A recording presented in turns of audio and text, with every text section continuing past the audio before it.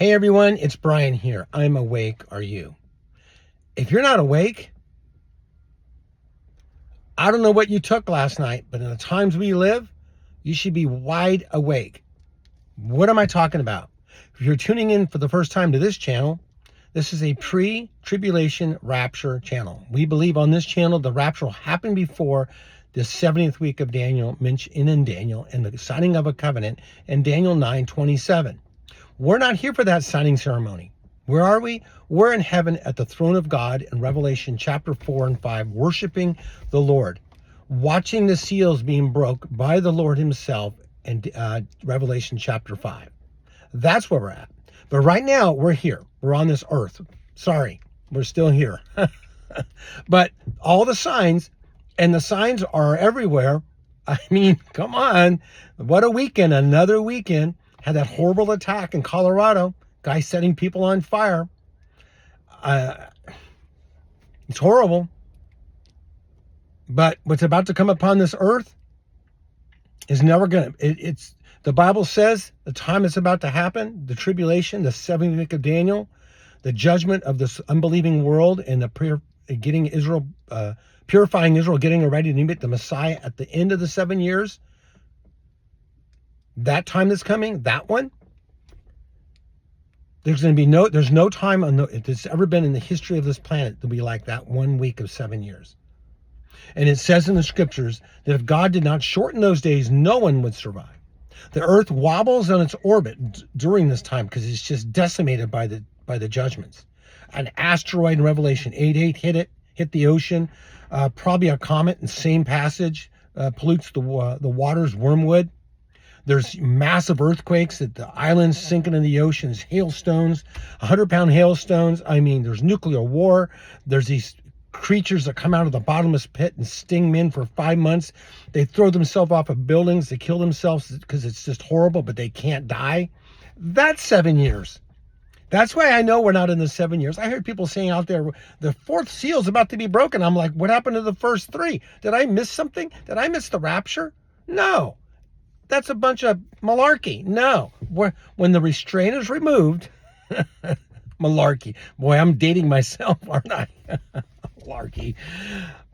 When the restraint is removed, when we're removed, when every born-again believer is removed off this planet, and we're beamed up to meet the Lord in the air by the power of God, and we're taken into heaven to the marriage supper of the Lamb, then all hell's going to break loose after we're gone. But not before. We're still here. We are definitely still here, but not much longer. Not much longer. Oh my goodness. It's just, I don't even know what to say. Because so much is happening. Where in the world where does Brian start today? When he shows up, I'm going to ask him where we start. Do we start with earthquakes today? Do we start with nuclear conflict? We start with AI. Where do we start? We start with, if it's the real Brian I know, he wants to start at the front line of the buffet. That's where he wants to start. But that's another story. But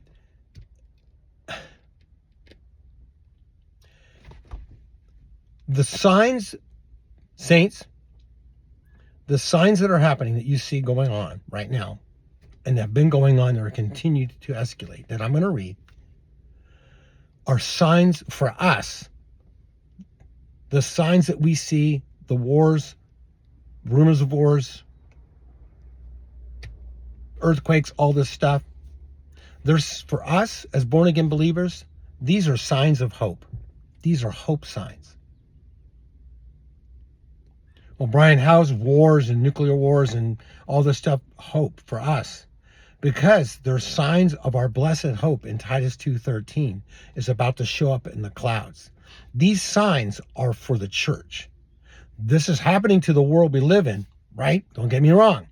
But what's happening to the world that we're living in right now is a sign that was written, signs that were written down 2,500 years ago by the prophets that are coming, being fulfilled in front of us right now. Not by accident, not a coincidence that we're living now. Israel was a nation in 1948. She's 77 years old. Look what's going on. These are signs of hope. You want hope today? Your blessed hope in Titus 2:13 is about to show up in the clouds, blowing the shofar. How powerful is that shofar? It brings the dead back. Because the dead in Christ will rise first. Then we're all going to go meet him together in the air, and thus we'll always be with the Lord. Therefore, comfort one another with these words. 1 Thessalonians chapter 4, starting at verse 13 down through 18. So today's title of this video, these are hope signs. Signs of hope. That's what they are. And we had some major signs over the weekend. Oh my goodness. That's an understatement. So let's look at some of these signs. And I had 17 of these articles, and I had to filter them down to like 10. And I could have had more than 17, but I only have so much time in the day. There's so much going on. I mean, one good thing about technology, it's sure helping the watchmen right now, because we didn't have computers and phones and these iPads and all this stuff. It was you know how the good old days were, how I used to keep track. I'd read the newspaper. I'd go to bookstores. I'd go to libraries. I'd go hear different speakers at different churches. I used to cut articles out of newspapers and keep those of the things that were happening way back in the 80s. Now, there's no way I could do it that way. So we're using this technology that Satan is using to deceive the world and control the world. We're using it to free the world by getting the gospel out. What is the gospel? You need to believe that Jesus died, buried, and rose again on the third day. His blood, his body, his sacrifice was a payment for your sin and mine. You need to have faith. You need to believe that. Confess with your mouth and believe in your heart. You shall be saved. Not by works. Any man shall boast. Ephesians 2:8-9. I quote these all the time. The most famous verse in the whole Bible, John 3:16. For God so loved the world, he gave his only begotten Son. Whoever believeth him shall not perish, but have everlasting life.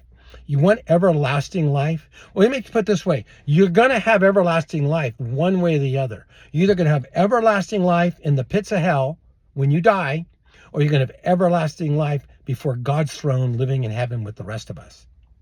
And it's your decision. It's your decision. I'm not here to just preach and preach and preach at you. You've got to come to yourself. It says in the scriptures, all men come unto God because God calls all men. God calls us. Are you listening? No one comes to the Father but by Jesus. And God calls us. Is he calling you today? He called me. He's called many of you. If he's calling you, you know how we know he's calling you? If you're watching this video and listening to this video, that means he's calling you. It's not an accident you pushed this video and pushed play to watch this. He's calling you. You need to go to him now, because we're about to enter a time of judgment, a time of just unbelievable turmoil. I mean, there's no words, adjectives I can put on how bad it's going to be. It's going to be bad. If God didn't shorten the days, no one would survive. And you have hope right now because we're still here. The church is still here. Grace is still here. Mercy is still here. It's here right now. And there will be mercy and grace during the tribulation, because God will save people during then. But you really don't want to live during that time if you don't have to. Do I sound urgency in my voice? Yes. More and more. Every day I'm feeling more and more urgency inside, because what I'm seeing, what's happening outside, what's going on in the world. Not a depression like, oh man, we need somebody to fix this thing. We need somebody to bring us into the golden age. We need somebody to help us. No, we don't need anybody. All we need is the Lord. And he's about to come in the sky and take us home. We're about to go home. Saints, are you ready to go home?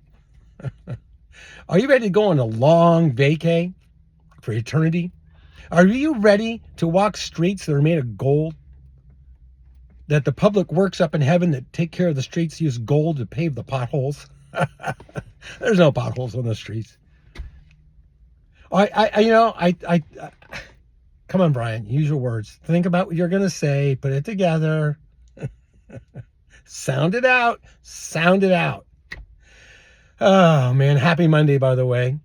I was thinking about this morning, and maybe it was last night. I don't know.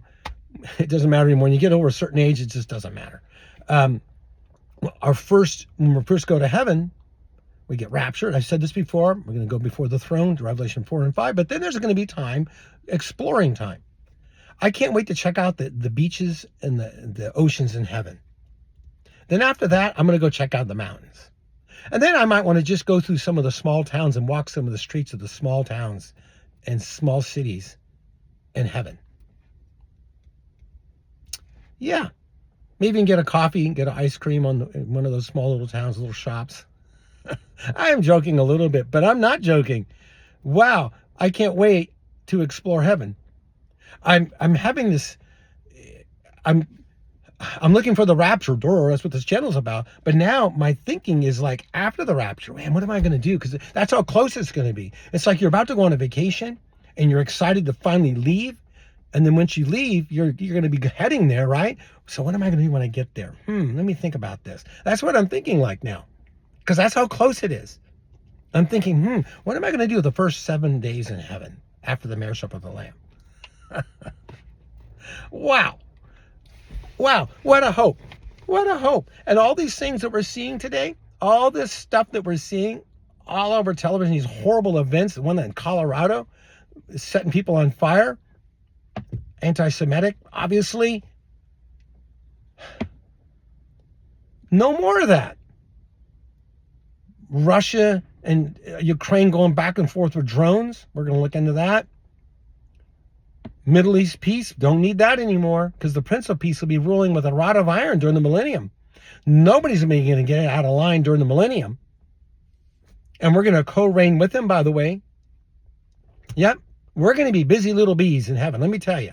We're going to have assignments. We're going to have things to do for the Lord. We're going to have homes we can go to, a home base. We're going to be able to swim in the rivers and lakes and oceans of heaven. We're going to be able to pick a beautiful flower, most beautiful flower you've ever seen in your whole life. You'll pick it up and smell it, and it'll smell something like you've never smelled before. Like it just, aromas are going to fill heaven. Our senses are going to go off the charts. You can take that flower you just picked and put it back, and it grows right back. Never died. Step on the green grass on the hills in heaven, smash them under your feet like we do when we walk on green grass here, and then as soon as you pick your foot up, it pops right back. Because there's no death in heaven. That's what I'm trying to, my point this morning on this Monday morning, this gloomy Monday morning for the world, what the world's going through. And I'm trying to tell you, saints, for us, these are hope signs. These are signs of hope. And let me get into the signs of hope right now. Oh, come on, Brian. There we go. Don't remember our own passcode. I tell you, it's hard being me. It's really tough. Okay. This is, we'll just go down some of these signs. Okay. The hope signs. President Trump, this is on, allisraelnews.com. President Trump will reportedly announce a U.S. brokered Gaza ceasefire in the coming days. Really? Yeah, he's going to bring peace to the Middle East. I could tell you right now, he's not the guy. He's not the Antichrist, and he's not going to bring peace. Ceasefire. You know what ceasefires mean in the Middle East? Time to rearm. These people do not want Israel to exist. They do not want peace. They'll do anything to delay being destroyed so they can rearm. This has nothing to do with peace. They don't want Israel's existence. And the U.S. administration, and not just Trump, but even administrations before, it's never, ever going to be peaceful, because they're never going to bring peace. The Antichrist does it for a short time, but who really brings peace to Israel? Jesus, the Prince of Peace. He brings peace. He's the only one that can. So I read stuff like this. It's another sign of hope. Another sign of hope. Why? Because they're trying to make peace. And they will, but we won't be here to see it. The 7-year treaty. We'll be in heaven. And that treaty, it looks like it's going to be signed pretty soon. This one's on SwedenHerald.com. Zelensky hails Ukraine drone strike on Russia bombers as brilliant. Ukraine, if you know what's happening, but most of you probably know this, had a huge drone attack on Russia and destroyed over 40 aircraft on the ground on these bases, 5 different bases. Why is this important? Because does Zelensky realize, hello, he's not the sharpest tool in the box. He's saying it was brilliant. The only problem with this is Russia has nuclear weapons and tactical nukes. Does he realize that? That Russia doesn't have to take out all of Ukraine because Russia wants to occupy Ukraine, right? You just take out like Kiev and a couple of small cities with a couple of 2 or 3 little tactical nukes. What's a tactical nuke? Most of you know this.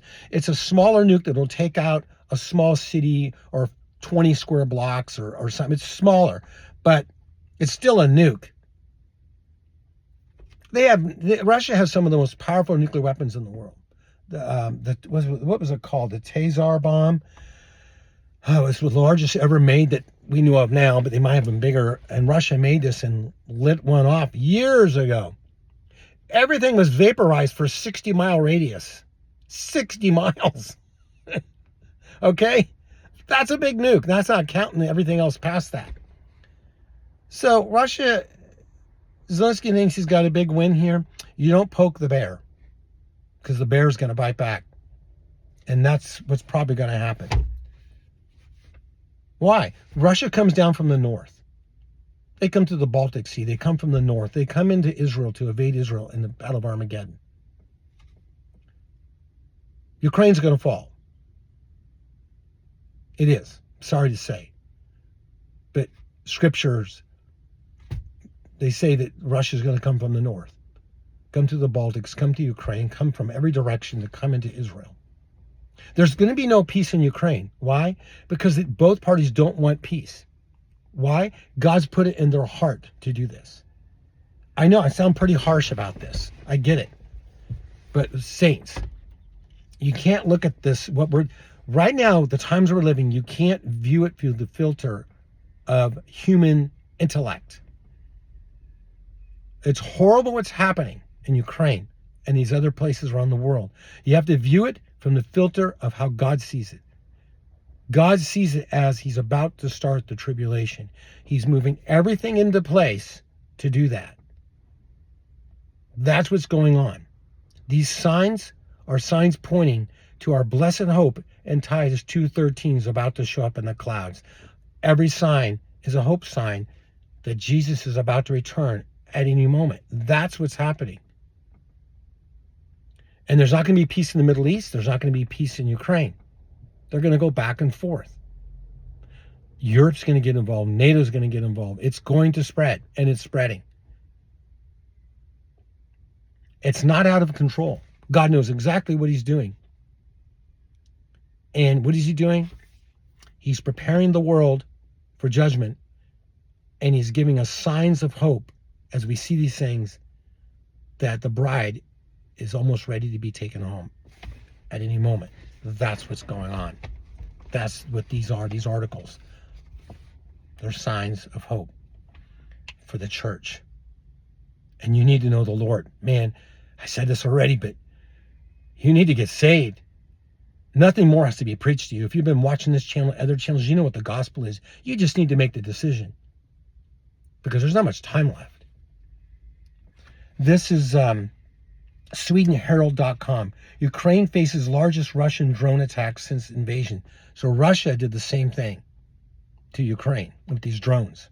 It's just going back and forth. It's just back and forth until something's got to give. And it's not going to be good. And we could see this. We could see it. AllIsraelNews.com. The whole world's against us. How Israel lost Germany's support. I'm going to open this one up. It says all the nations of the world will be against her in the last days. When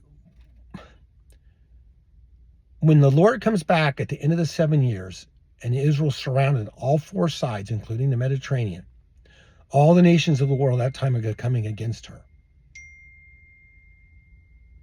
All the nations. Do we see all the nations coming against her now? Let's see. Let's see if I can find the. Let's see. Here we go. The images coming out of Gaza Strip, accurate or not, in context or not, have turned Israel into a para. The European Union has decided to re-examine all agreements with Israel. If that wasn't enough, our good friend on the continent, Germany, has now announced that it has enough. It has enough of this war. The reasons were detailed in a report aired Friday in the News Friday on KAN 11, KAN 11. So now Germany, who was an ally of Israel, is like, I'm done with this. Get out of Gaza, quit this war, or we're done with you.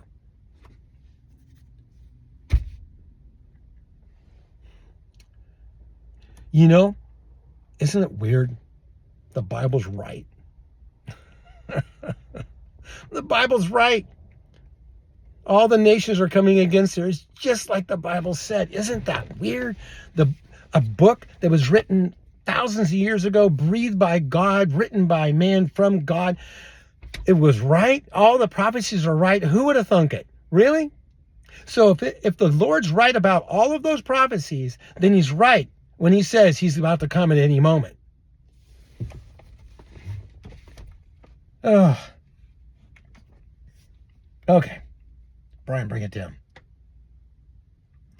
It's just one article after another. This is on IsraelNationalNews.com. Arab ministers gathered to attack Israel. These Arab leaders are getting together to create a Palestinian state. They say there has to be a Palestinian state. They don't want peace. They know Israel's not going to give in to this. This is all being set up. It's all being set up. All this peace and prosperity, this golden age, not just here in America, but around the world. All this high-tech stuff, all this technology, AI, all this. It's all for man's betterment. AI, robots, cars, all this electronics is supposed to be for our good. Does life seem better now? It seems better because of technology, but does man seem more at peace with itself with all this technology than it did 100 years ago?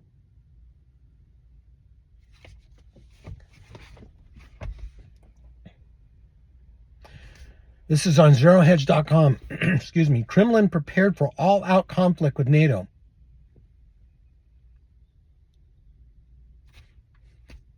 I'll read it one more time. Zerohedge.com. Kremlin prepared for all-out conflict with NATO. Well, what's a war between NATO and Russia going to be? You think it's going to stay conventional? Russia's got a torpedo, nuclear torpedo, on a submarine sitting out in the Atlantic somewhere, one off the coast of America, maybe more than one, and one off the coast of Europe. And all they got to do is fire at the coastline, and it creates a tidal wave 1,500 feet high. But this tidal wave is radioactive. They have this technology.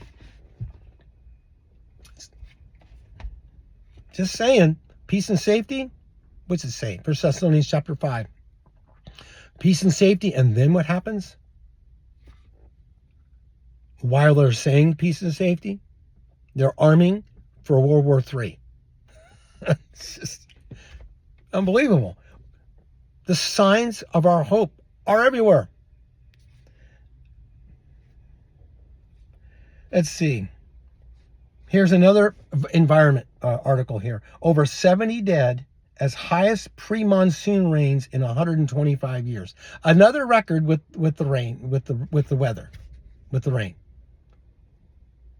70 dead, highest pre-monsoon rains in 125 years hit India.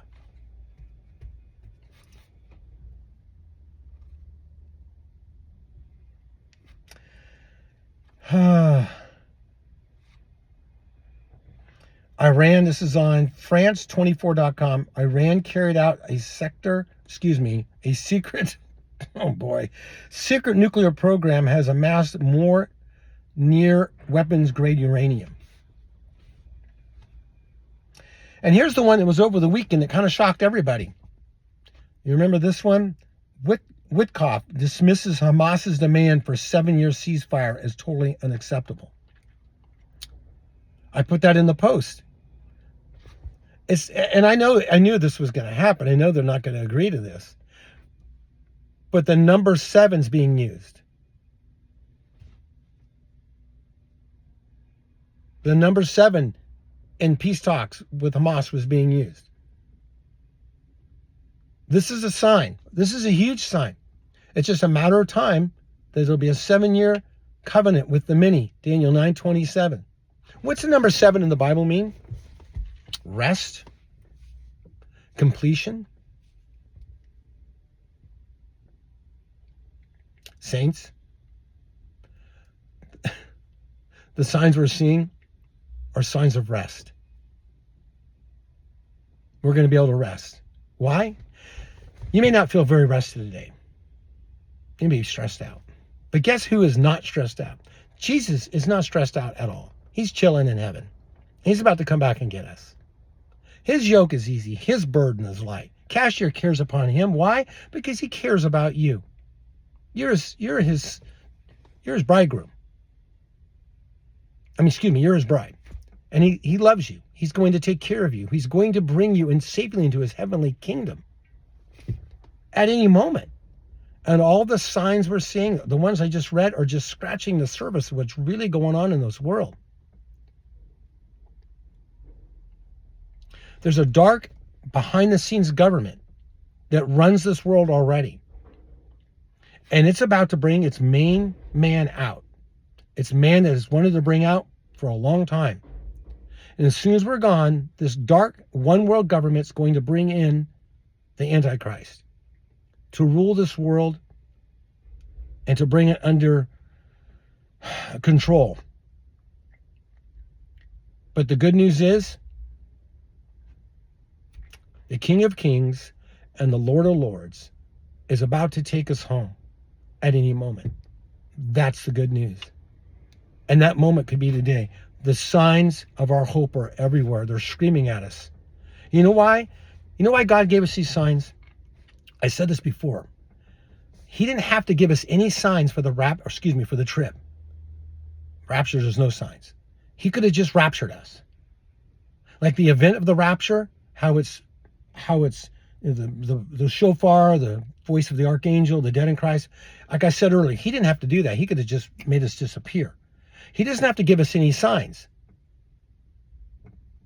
Why did he give us all these signs? Because the generation that lived during this time in Luke 21 that saw this, he wanted them to know that it was right at the door. He doesn't want to just surprise the bride. He wants the bride to be excited that the bridegroom is here, is about to come. The signs are for us to tell us, the born-again believers, that don't lose hope today in your crazy life on this planet. Whatever's going on in your life, no matter what it is, it might be good, bad, or ugly. If you're born again, don't let this world knock you down. Get back up if it does. Because the signs tell us the bridegroom is almost here. He's literally blowing the shofar with these signs.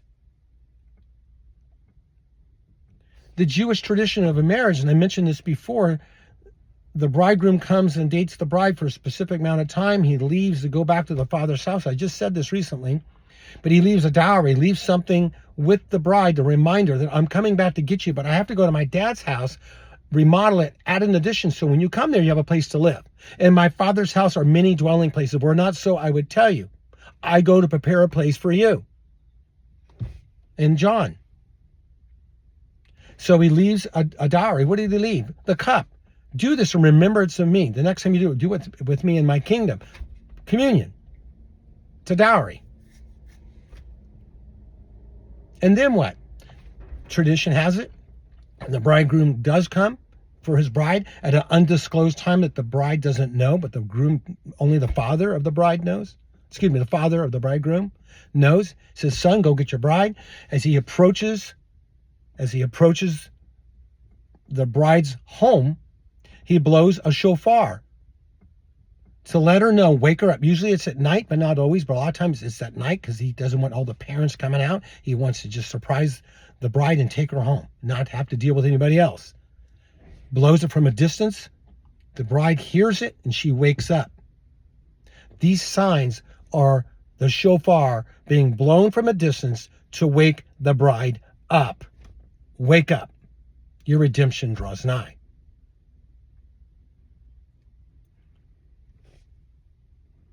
At any moment, wake up. Because we're almost home. Saints, we're almost home. You're so close.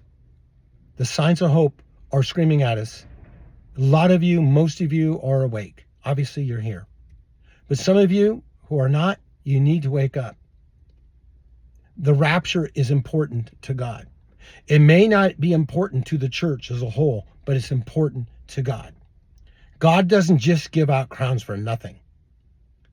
He gives out the crown of righteousness. All those who are loving is appearing. So if it's important enough for God to give a crown to every believer that looks for the rapture, how important is it? Saints, we are almost home. It could be today. It could be today.